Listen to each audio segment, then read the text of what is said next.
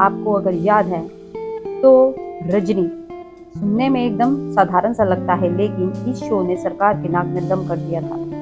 Show की कहानी करण राजदार ने लिखी थी, जबकि इसका निर्देशन दिग्गज डायरेक्टर बासु चटर्जी ने किया था। इस शो में मुख्य भूमिका में प्रिया तेंदुलकर ही थी, जो दिग्गज राइटर और पॉलिटिशियन रहे विजय तेंदुलकर की बेटी थी। प्रिया आज इस दुनिया में नहीं है, लेकिन उन्हें इस शो के लिए भी याद किया जाता है। रजनी की कहानी एक साधारण लेकिन साहसी महिला रजनी की थी, जिसका रोल प्रिया तेंदुलकर ने निभाया था। इस शो ने 1980 के दशक में सरकार की नाकामियों और लापरवाहियों को उसका आधार बनाया।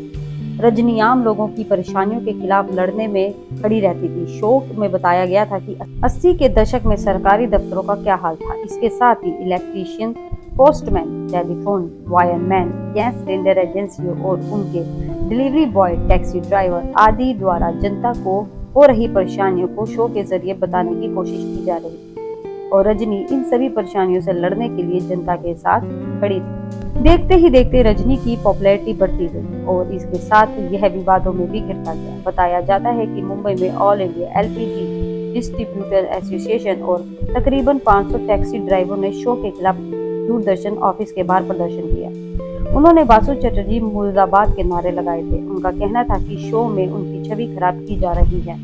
रिपोर्टर्स की माने तो शो की वजह से टैक्सी कारोबार में 10% की गिरावट आई थी। विवाद पर उस वक्त अमूल इंडिया ने भी चुटकी ली थी। उन्होंने एक होर्डिंग लगाया जिसमें रजनी को बटर चाटते और उड़ती हुई टैक्सी को दिखाया गया था। इस पोस्ट पर लिखा था, what is yellow on top and all for Rajni. एक बातचीत में करण राजदार ने शो की सफलता को याद करते हुए कहा था, 13 एपिसोड पूरे होने पर चर्च गेट पर टीम को सम्मानित किया गया था, जहां भगदड़ भी मच गई। अफसोस यह था कि इतना सफल होने के बाद भी यह शो साल भर में नहीं चल पाया। दुखद है कि सरकार कुछ घबरा गई थी और उन्होंने शो के 42 सप्ताह पूरे होने के बाद इसे बंद करने को कह दिया।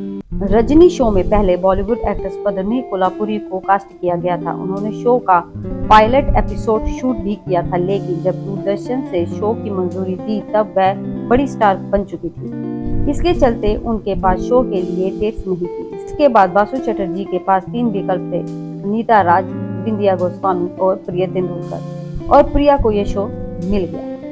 करण राजदार ने शो में प्रिया तेंदुलकर के पति का रोल किया था और आगे जाकर वह उनके रियल लाइफ हस्बैंड भी बने।